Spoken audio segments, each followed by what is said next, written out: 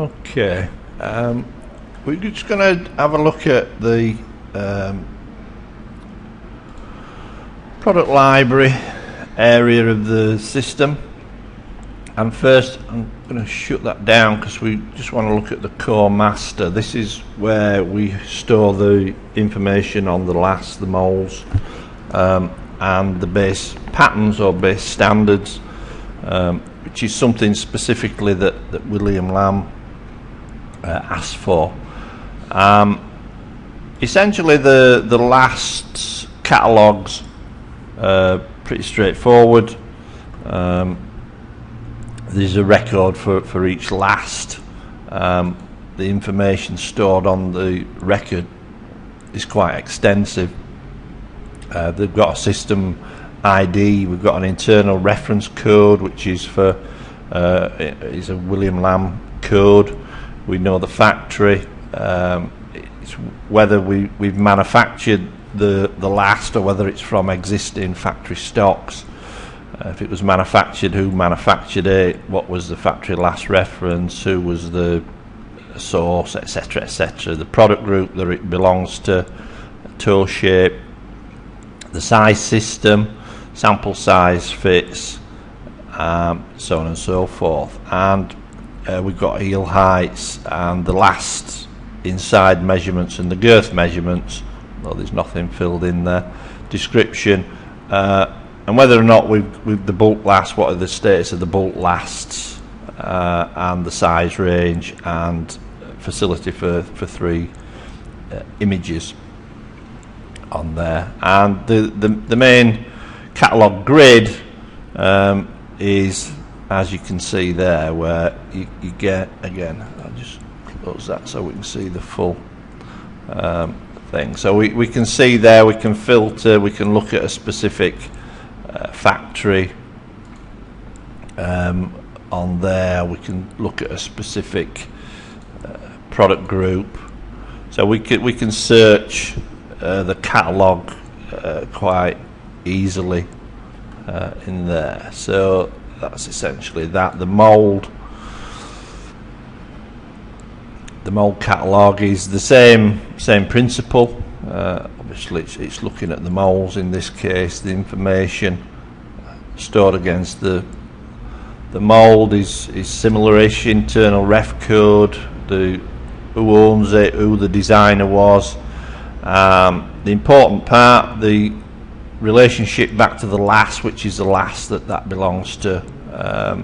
Obviously, once you link it to a last, then all the appropriate information from the last, i.e. the UK size system, the sample size, the size range, and product groups, etc., flushes through. What's the outsole material, midsole, top piece, heel material, colour options, fits, etc., etc., and obviously photographs as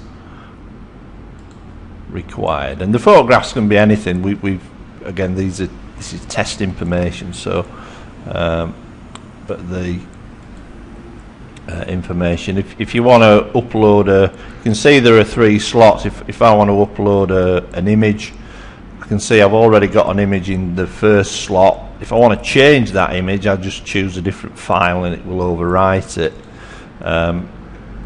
If I want to choose another file, I haven't got a last, but I'll just choose that. I can choose the file, upload, and it's there. It's pretty quick on there. That's okay. So I can either do the mouse over if there's not enough information there. I want to see a bigger version, and I can also blow it up even more on there. I know that's not an outsole, but hopefully you get the picture. So that's the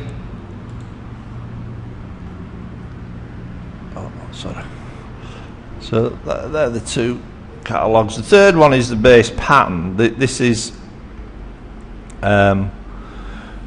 essentially this is something that William Lamb asked for, although I think it is a common thing throughout the footwear industry, where the designers start with the base pattern, which has specific a specific combination of outsole and upper pattern, upper outline, if you like, with the top lines, the back heights, etc. And then within William Lamb, the designers have more or less free scope to design whatever they want within that base pattern, so they can add overlays, they can add artwork, they can add whatever, but the fundamental shape of the shoe remains the same. So what we wanted to do was to reduce the amount of sort of data entry when creating styles.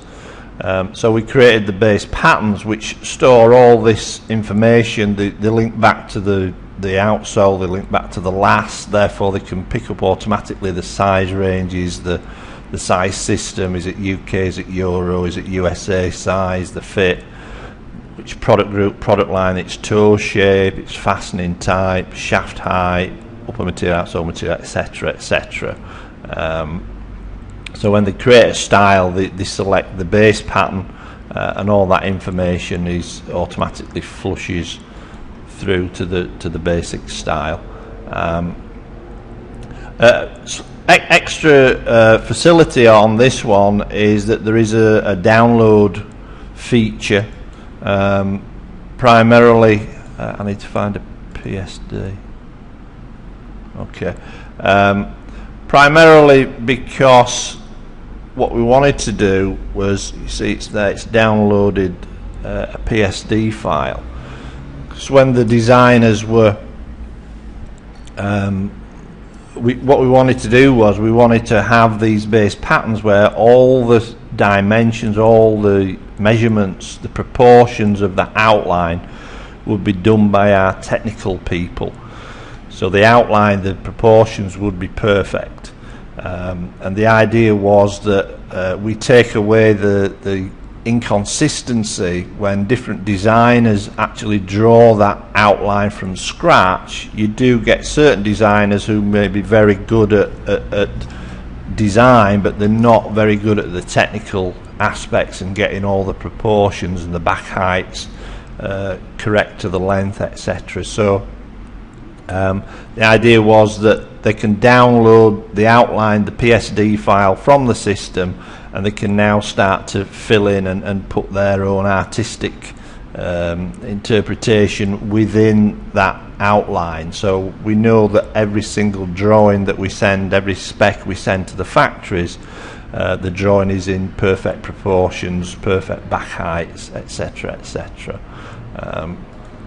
So that's something that that's a facility that's only available on the base patterns. Although you can change it, you can either do a PSD or a JPEG. We are adding AI files, which is Illustrator, and obviously if there's any other file types that are appropriate, we can add that as well.